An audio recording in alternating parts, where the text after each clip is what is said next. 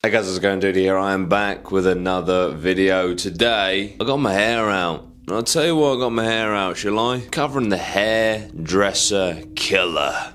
Just before I start, for anyone that tells me to get a haircut, no, I'm growing my hair, and I'm loving growing my hair, and I really like my hair, and I don't care if you don't. Anyway, on to the hairdresser killer. So, 1993, Potenza, Italy. September 12th, Elisa Claps is getting ready for a date. She's 16 years old and she's incredibly nervous. She's nervous because, being brutally honest, the guy that she's going out on a date with, he's the town weirdo, and he's got that kind of reputation, rightly so. This dude, 5 years her senior, 21-year-old dating a 16-year-old, make of that what you will, even in the 90s. This man is known for harassing women of Potenza, asking them out on dates, following them, cutting their hair on public transport, and when his advances are rejected, he's also known for heavily stalking women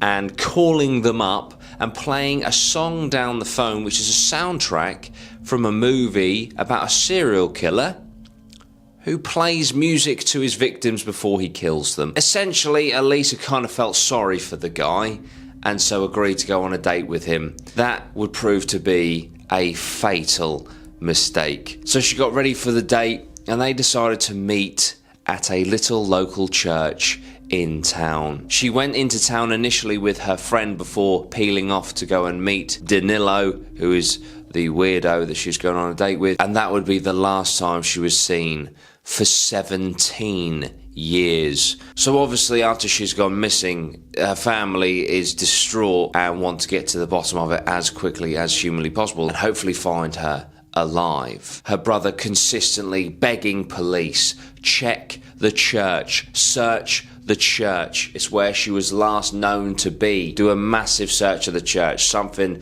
that they failed to do because the church had such a high standing within the Italian community of Potenza. Regardless of the fact that, weirdly, after this date happened, the head priest of this church sectioned off a part of the church and then disappeared for several weeks. Also, Danilo returned home with a cut on his hand, possibly a wound sustained from Elisa as she fought for her life.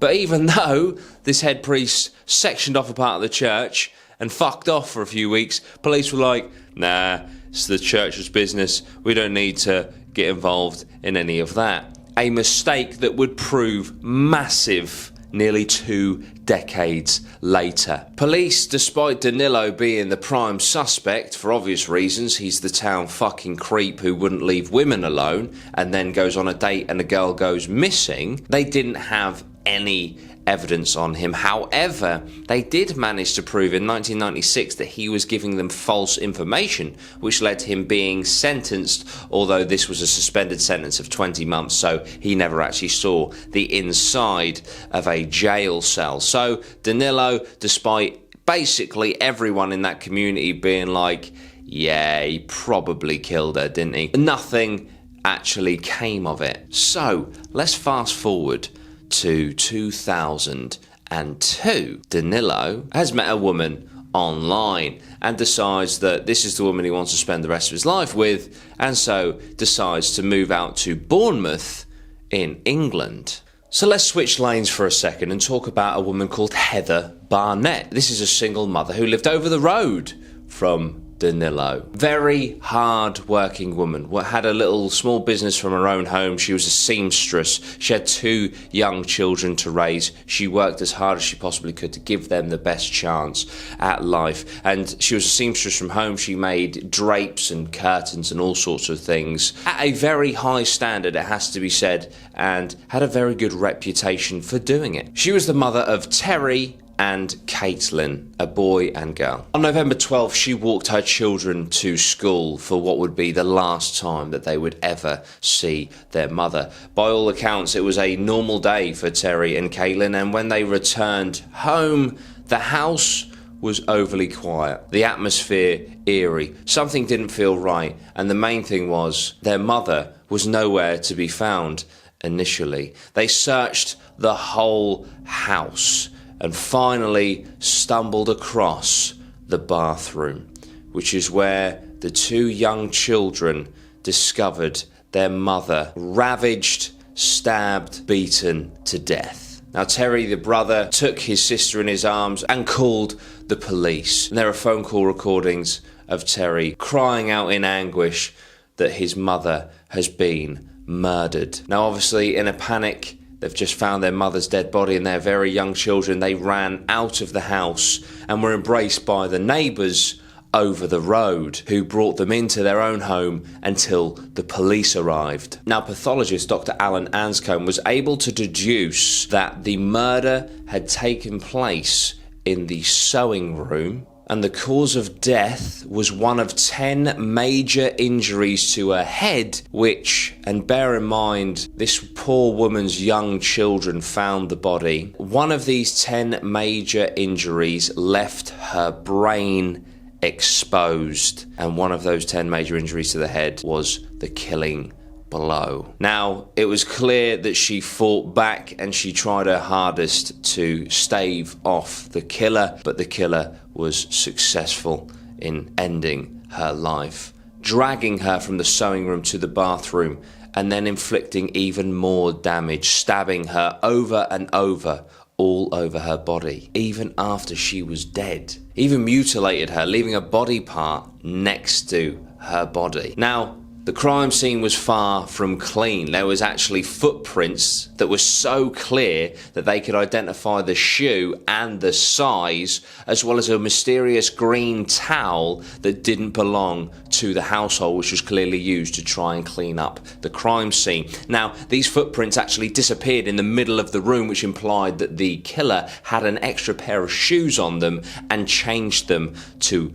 escape the crime scene. Now, very weirdly, but very importantly, there was a signature from the killer. One signature that would literally lead to the downfall of said killer. And that was that Heather was holding 2 locks of hair, one in each hand, one of which the DNA proved was hers. The other DNA would fail to prove to this day where that lock of hair came from. But importantly, the victim was holding 2 locks of hair. Now, remember that fucking weirdo, Danilo, who likes cutting people's hair and most definitely killed Elisa over in Italy? Well, you know when I said that he moved in opposite Heather, and you know when I said that the kids ran out of the house and ran to the safety of their neighbour? Well, that was Danilo and his partner. That's right. I mean, if you put all of the evidence that I've given you together, of course the killer was Danilo, and we will get to how and why he was caught. But I feel like it's important to mention right now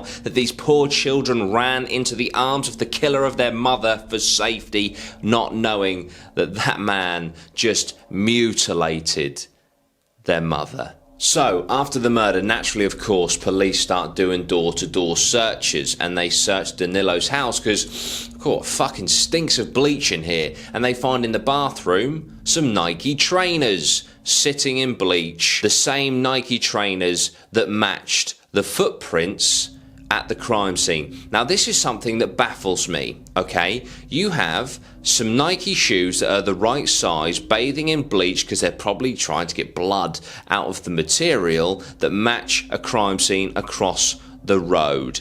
This was not enough evidence to prosecute this man. So I will now fast forward this case, wait for it, 8 years.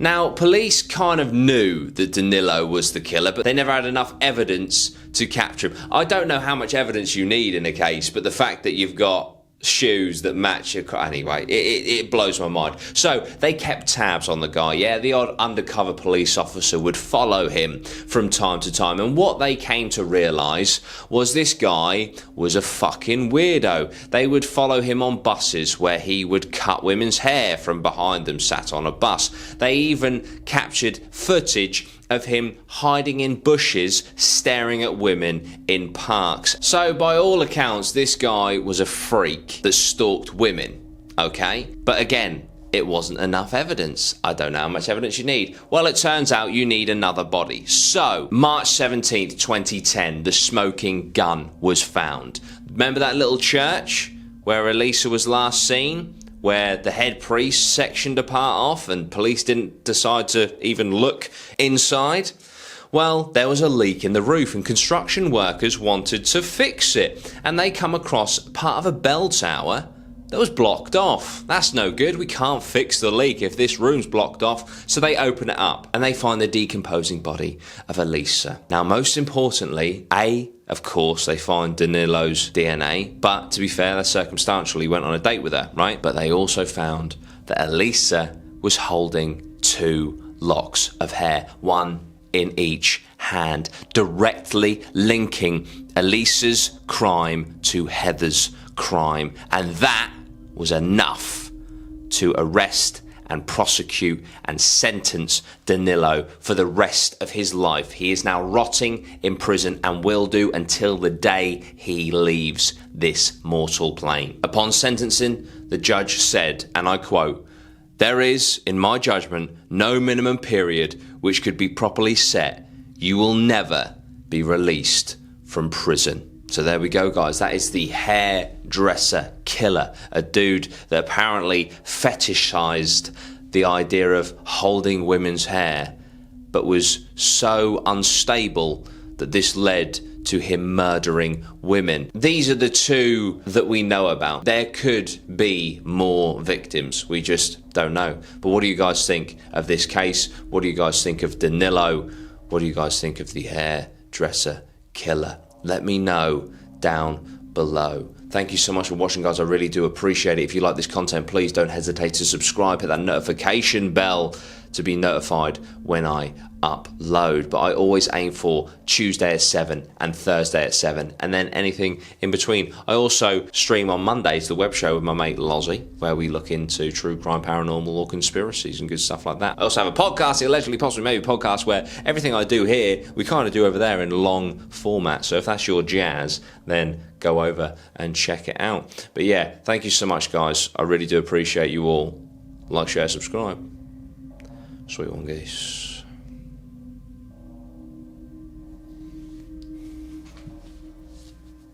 Thumbnail time.